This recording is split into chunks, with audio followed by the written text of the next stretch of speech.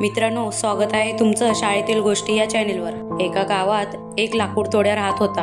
एका दिवशी तो दुपारी लाकूड तोडण्यासाठी नदीजवळ एका मोठ्या झाडाखाली जातो। तिथे गेल्यानंतर झाड तोडत असताना त्याची कुऱ्हाड अचानक पाण्यात पडते। लाकूड तोड्याकडे एकच कुऱ्हाड होती आणि नेमकी तीच तो गमावतो।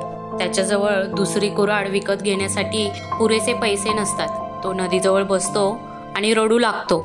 नदी उर्फ सरिता देवी त्याचे रडणे ऐकते। ती त्याच्या समोर प्रकट होते आणि विचारते, का रे, का रडत आहेस तू? लाकूड तोड्या सरिता देवीला गमावलेल्या कुऱ्हाडीबद्दल सांगतो। सरिता देवी अदृश्य होते, नदीतून परत येते तेव्हा तिच्या हातात सोन्याची कुऱ्हाड असते। ती लाकूड तोड्याला दाखवते। लाकूड तोड्या नम्रपणे म्हणतो, देवी, ही माझी कुऱ्हाड नाही। मग देवी त्याला चांदीची कुऱ्हाड दाखवते। पुन्हा तो नकारार्थी मान डुलवतो आणि म्हणतो, हे देखील नाही। नंतर देवी त्याला लोखंडाची कुऱ्हाड दाखवते। लाकूड तोड्या म्हणतो, होय, हीच माझी कुऱ्हाड आहे माता। देवी म्हणते, तुझा प्रामाणिकपणा मला खूप आवडला। या तिन्ही कुऱ्हाड तुलाच ठेव।